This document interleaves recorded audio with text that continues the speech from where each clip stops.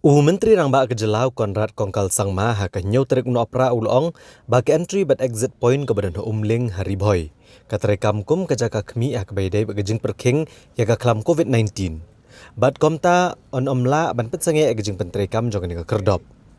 Dangshan ke division bench jong ke high court ke bakentup yu Chief Justice Usanjib Banerjee bat ujaj ubati dingdo kila penpau ba kejing penmi hukum ke Sarkar Jela ban perking ya ke rung kemi jengkinong India kamlong ke balak ban pentrekam.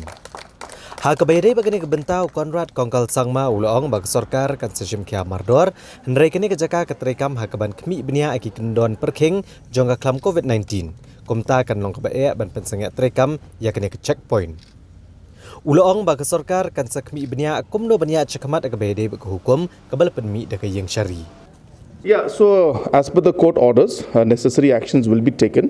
But at the same time, the location also functions as the checking point for the COVID protocols. So therefore, those cannot be stopped. And we'll further examine on how to move forward in the case of the orders that have been given by the High Court. Ha kabayadai bat kejinglong jingman jong kejing penkala ya ke Meghalaya Residence Safety and Security Act arhajar khandrio.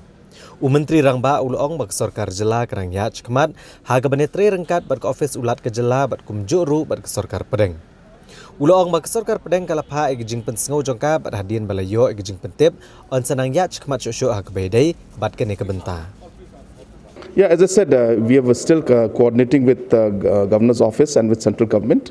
Central government had given some of its views, so we have to still coordinate with them, and only after we get a clear signal from there, then only we'll move forward in that. Ha kawai pat kaliang Menteri Rangba Kejela ulong bagi Regional Committee kinsa IT ki kaipot gejongki ha kabaidai bat kakam ban penbet upod usam bat Kejela Asam. Ulong hadian bulayo opediang ya ki kaipot ensolum ya kejingelang bat baro kisangsan pertai bat ki kenhuan beper ban syim gijing ajing mot bat ban sengap ya gijing pensengau jongki bat on ya selok bat ki babun balang bat onda la pendap ikine baro enselet ya kran bat ke Sarkar Asam ha kabaidai bat upod usam. Konrad Kongkal Sangma ulong bag Sarkar gebok thong bag kumbah hendriu teli gijaka dai ban pendap no gejing penbet upod usam haswa gejing rakhe ke Christmas. Hendrai walada amla ban penbet mardor ke Sarkar kan persangkat balak ban penurlong ya kene gejing temu. And then subsequently another few more will submit in a day or two. Post that, as I mentioned earlier, we'll be calling all different stakeholders, political parties, and all stakeholders from different sections to come and give their views and opinions, and consultations will be done and discussions will be done with different stakeholders, and post that then we will finally have a meeting once again with the Assam government. We are working on trying to resolve them at the earliest, and we are hopeful that in some of the areas of the 6 areas we should be able to resolve some of them, or we may not be able to resolve, cannot say, but we are giving it an effort to try to resolve it before 25th. But all indications show that there is a possibility that some areas within the 6 areas may be possible to resolve before Christmas, but one can't say. It's a process. We cannot simply just push and say that it has to be before 25th, but it looks like we are seeing positive indications coming out, and we are hopeful that we'll be able to find some way forward in some of the areas. But again, as I said, it all depends on the reports and depends on the discussions that take place in the next few weeks. Konrad Kongkal Sangma ulong babaro ki Inquiry Commission ki balathong nak Sarkar kelapan por syuk nak bentaban IT ya ki kaipot jeng tokit jongki bar ki hab ban pendap igi bun ki benta jong jeng tokit. Ulong ba ke Sarkar kela ajing menjur ban ai por syuk ikini ki kenhun tokit bakin pendap lo igi jeng tokit jongki. Ulong ba ke jeng ai por lain ne sau benai ban pendap igi jeng tokit kamdei ke babakla. Namar gidan ki jeng tokit ke balashim por ban pendap hado Arsenam. Hendrai ke Sarkar Jela kam dan jeng temu ban penslam gijing tokit daki senampat.